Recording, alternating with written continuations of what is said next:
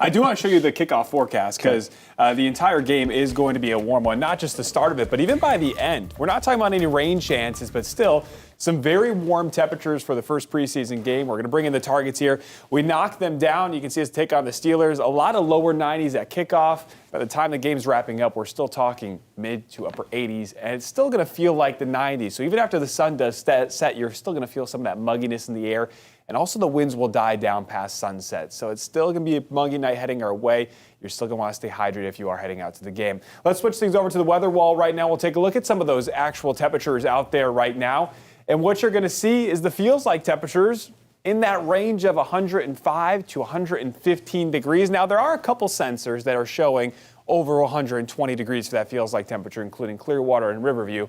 I think some of those sensors are running a little bit warm depending on their location at times. But those 105 to 110 readings are out there right now, and that is why we have that heat advisory. This does continue until 7 p.m. So up until kickoff this evening, we do have this heat advisory. We are going to see more for Saturday and likely into Sunday as well. They haven't issued them just yet, but there is a very high probability that these are going to continue to run through the weekend. Not only Florida, but the deep south. Look at Louisiana, completely engulfed in excessive heat warnings this evening, even as far west as Dallas, Texas, and Houston. Really a lot of heat across the deep south, and that's why we're seeing it here in Florida too. And that, again, isn't going to change for the next couple of days. On the radar, we need some rain to cool us off. There's nothing along the coast. A couple spotty rain showers now further inland, including parts of Hillsborough County. You can see a couple of these as we zoom on in here. Now drifting away from a lot of communities, but now over Fishhawk and the Brandon area, still picking up a few raindrops here and there. Some of these will slowly linger inland towards Polk County through this evening. A little bit further to the south towards Hardy and DeSoto County, you can also see a couple pop-up rain showers and thunderstorms. But notice the coverage isn't very high. We were looking at some of the models and the soundings this afternoon, and the air is actually pretty dry for this time of year. That's why the coverage is so low. We're actually heading towards the peak of the rainy season. We just haven't seen a whole lot of rain out there this evening. A lot of 90s for the actual temperature out there right now. 92 in Zephyr Hills with a thunderstorm nearby. 94 down towards Sarasota. 95 in Lakeland. Again, they'll slowly drop down through the 90s for the rest of this evening, but most areas stay dry.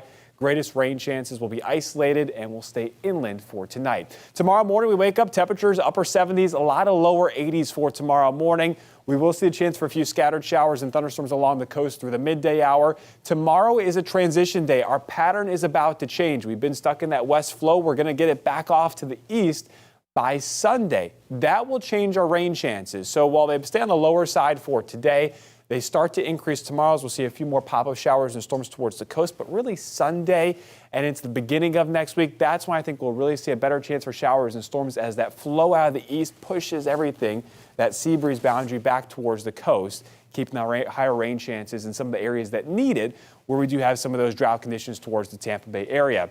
I want to show you this because along with some higher rain chances, there is some good news for our temperatures. This top line is the feels like temperature, right? We've been close to 110 the last couple of days. That's why I think we'll still see that heat advisory through this weekend.